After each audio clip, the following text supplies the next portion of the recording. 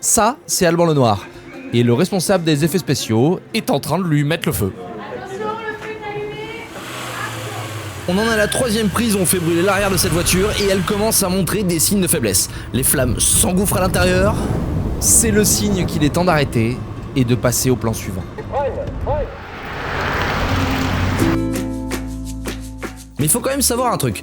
Dans le cinéma, c'est pas normal de faire un film de cette manière. La norme, au cinéma, c'est de ne pas faire conduire les acteurs, car c'est pas leur métier tout simplement. Ce métier, c'est pilote de précision ou bien cascadeur. Et ça demande un vrai savoir-faire. Allez, fais pas de la merde, fais pas de la merde, fais pas de la merde. Putain! Oh putain, mon GPS. Chier là! Casse les couilles à caler cette merde là! Et pour comprendre pourquoi Alban s'énerve, il faut prendre un peu de recul. Car Alban est un des rares acteurs à vraiment conduire sa voiture dans les poursuites, mais il n'est pas du tout représentatif de comment on tourne un film en temps normal.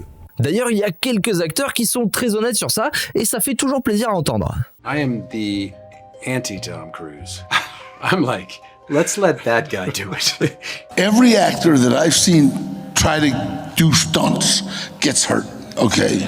Yeah, I do my own stuff. It's bullshit. Ceux qui conduisent les véhicules au cinéma ont été formés pour ça, et ils ont en plus beaucoup d'expérience. T'as réussi à rien casser. C'est propre, c'est bien, c'est la vraie vie, c'est propre, ouais. une patine. Et quand je parle de conduite, ça inclut même les scènes les moins impressionnantes. Dans Baby Driver, dont je vous ai parlé il y a peu de temps, on utilise un cascadeur pour garer une voiture en dérapage. L'acteur attend sagement, caché derrière la voiture grise, pour remplacer le vrai conducteur. C'est ce qu'on appelle un Texas Switch. On remplace le cascadeur par l'acteur dans un seul plan, sans que la caméra coupe et surtout de manière invisible. Le dérapage de Baby Driver n'est pas une cascade de fou, mais c'est juste quelque chose qu'on peut pas demander de faire à un acteur qui n'est pas formé pour ça. Encore moins quand il y a d'autres acteurs en passager et qu'il faut surtout pas les abîmer. Mais surtout, la conduite, ça demande de la concentration. On peut pas jouer la comédie en même temps qu'on conduit une voiture en fait. C'est comme quand on dit qu'il ne faut pas parler au chauffeur du bus pour pas le déconcentrer. Et c'est encore plus vrai quand le personnage doit conduire vite, en tenant compte des autres véhicules en contresens, des obstacles et de la voiture caméra. C'est pour ça que même si Alban Lenoir peut tout à fait conduire sa voiture, on le met de temps en temps sur cette machine, pour qu'il puisse sortir sa ligne de dialogue et se concentrer sur le jeu, discuter avec le réalisateur entre les prises, ajuster sa voix, bref, lui faciliter la tâche. Ouais, j'ai la gerbe. Ce machin, on peut appeler ça une voiture travelling. En fait, il n'y a pas vraiment de nom officiel, vu que ça existe sous plein de formes différentes.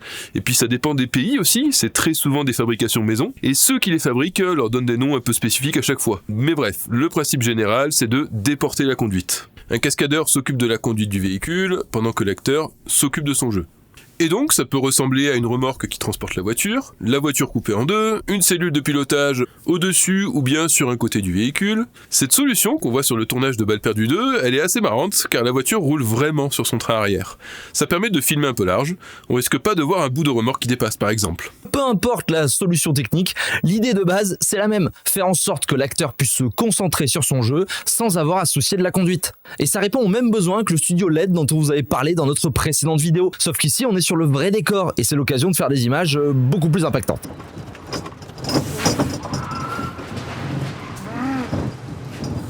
Il y a des gens qui se prêtent souvent à l'exercice de conduire et de jouer la comédie en même temps, ce sont les cascadeurs.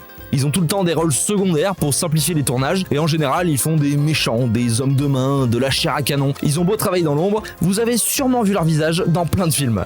Mais pour avoir parlé avec plusieurs de ces cascadeurs, cumuler la cascade et le jeu, c'est pas facile. Même s'ils ont pas à jouer du Shakespeare et qu'en général ils ont juste à grogner et avoir l'air méchant, c'est vraiment pas évident pour eux.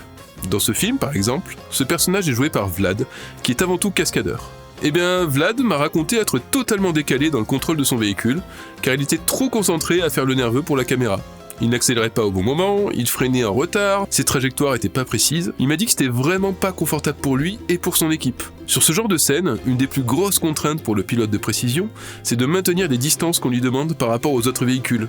Notamment les véhicules avec les caméras pour qu'ils soient bien cadrés. Et ben là, Vlad avait beaucoup de mal à le faire, tout simplement parce qu'il ne pouvait pas se concentrer à 100% sur la conduite. Mais alors comment fait Alban Lenoir ? Il est réputé pour être un acteur très impliqué dans les cascades. Comment on en vient à mettre ce genre de gugus au volant d'une voiture ? C'est bon, t'es chaud là ? C'est peut-être... Tout d'abord, ça se joue en amont du tournage, bien avant qu'on commence à filmer. Alban, il doit se former. Je suis là pour apprendre. Là, je dois accélérer trop fort là du coup. Mais c'est pas grave, vas-y, refais un tour de ce rond-point là. Et ce temps qu'Alban passe en dehors des tournages à se former, souvent même sur son temps libre, et de sa propre initiative, ça joue doublement en sa faveur. Déjà, il gagne de l'expérience. Je me mets à ta gauche, tu tournes autour de moi. Il est joueur lui.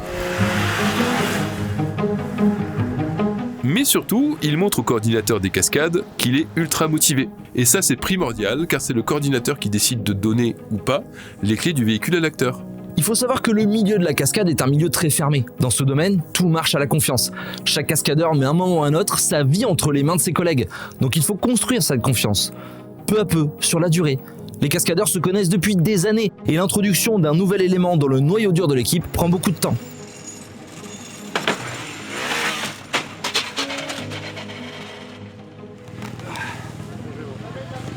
Alors quand ils voient débarquer un acteur qui veut conduire, forcément, ils sont très frileux. Et heureusement, Alban a le bon état d'esprit. Il est motivé, ça on l'a vu, mais surtout il écoute ce qu'on lui dit, il fait pas le malin, et il respecte les consignes à la lettre. Et j'ai vu cette confiance se construire entre Alban et les cascadeurs. Je vais vous faire rêver. Allez go. J'étais là sur plusieurs films qu'ils ont fait ensemble, et j'ai vu Alban faire de plus en plus de cascades avec eux, car il faisait de plus en plus ses preuves, tout simplement. Pascal il m'a dit d'être un peu plus proche que la première, tu vois, je faisais un peu des zigzags, là il m'a dit non, c'est bam. Bam. On a donc à notre disposition sur le tournage Alban et ses doubleurs. Et donc maintenant la question c'est de savoir qui on met au volant pour chaque plan. La première question qu'on se pose c'est est-ce qu'on voit Alban à la caméra ? Si on voit pas son visage, ça clôt le débat directement. On met une doublure. Alban c'est l'acteur principal, on doit le préserver au maximum. Il n'a pas le droit de se blesser et en plus on a à notre disposition des doubleurs expérimentés qui vont y aller très fort au niveau des dérapages. I'm an investor. I got $35 million invested in this movie. I'm gonna let my star do a stunt just so he can say, yeah, my balls are big. And risk $30 million. Donc, le choix est vite fait. On utilise le cascadeur. C'est exactement la même philosophie que sur des films connus pour leur poursuite comme Bullet. Steve McQueen conduit quand on peut le reconnaître, et le reste du temps, c'est un cascadeur qui le double. Donc Alban sort de la voiture, un cascadeur prend sa place, et pendant ce temps, l'acteur attend sur le côté, et on le laisse bouder tranquillement dans son coin, quoi. Tu vas conduire ou pas? Là non. D'accord. Ça va? Non. Ah. Alors oui, parce que Alban, il est vraiment très motivé. En même temps c'est le test. À chaque fois ils me font ferme la porte, c'est bon, c'est que t'es bien harnaché. Donc j'ai besoin de toi. Merci beaucoup. Lui, il a envie de toujours conduire, même quand on le voit pas, car ça lui permettrait de gagner de l'expérience et de rester dans le rythme du tournage, alors que quand on l'appelle au dernier moment, seulement quand on a vraiment besoin de lui, il se met la pression, car il faut délivrer la performance tout de suite. Allez, merde, c'est pas de la merde, c'est pas de la merde, c'est pas de la merde. Et c'est un petit peu ce qui se passe ici.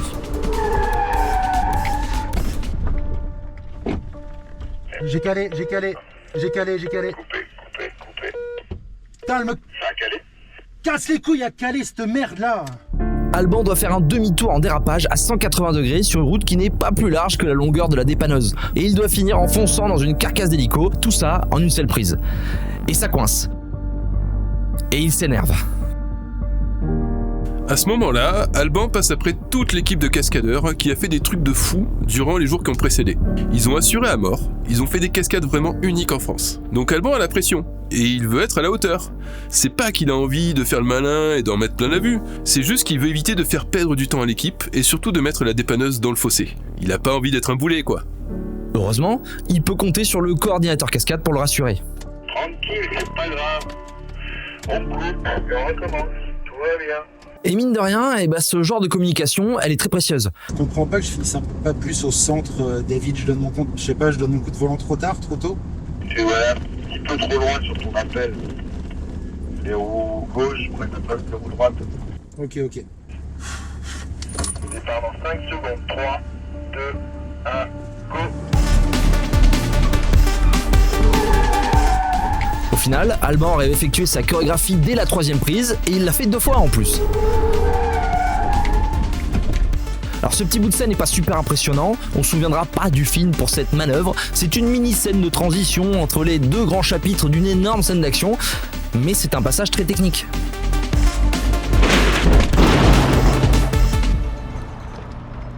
Et Alban a assuré, tout simplement. Il a bien percuté. Ouais, c'était beau. Comme il a assuré sur toutes ses autres cascades.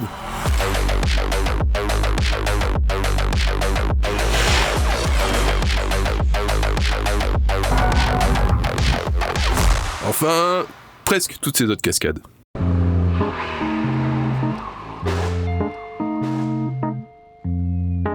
C'est un peu l'avantage de bosser sur les making-of, j'ai des dossiers sur pas mal de gens. C'est qui l'a pété celle-là? Je suis au courant de rien, j'y étais pas. On peut pas dire des choses. Les autres critères pour décider de mettre Alban au volant, ils sont principalement liés à la sécurité en fait. Une grande partie du métier de cascadeur, c'est d'anticiper tous les dangers et tous les problèmes qu'on va rencontrer. Si on identifie un élément qui peut blesser Alban et que le risque est trop élevé, on le préserve et on envoie un cascadeur.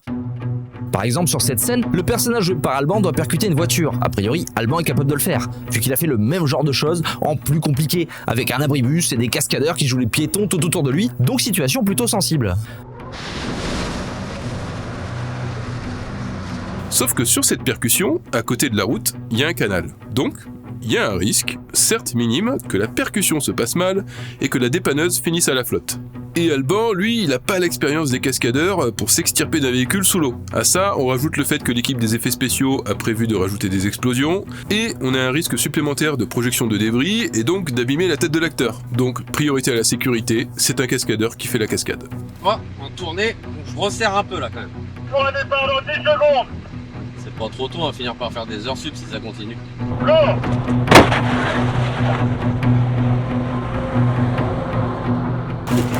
Nickel. Oh la vache. Elle est belle, hein. Ça résiste quand même. Elle a pris 3 bagnoles dans la gueule et t'es en train de me dire qu'elle est en train de fuir. Tu fuirais pas un petit peu, toi? Jamais.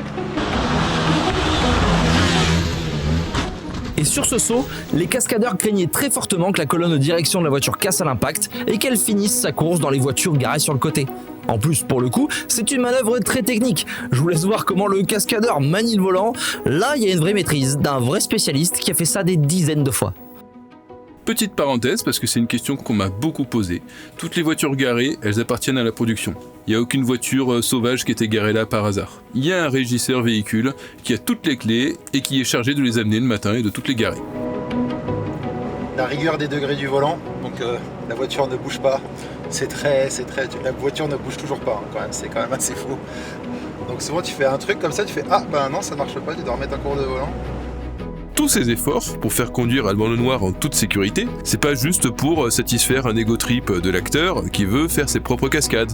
Même si évidemment lui, ça lui convient très bien. À la base, ça part surtout de la volonté du réalisateur, qui a une vision bien précise de ces scènes de poursuite et qui veut vraiment les rendre immersives en faisant ressentir le danger. Avoir des plans où l'acteur est vraiment en train d'effectuer certaines manœuvres, ça lui permet d'ancrer sa scène dans la réalité et de faire en sorte qu'on y croit vraiment.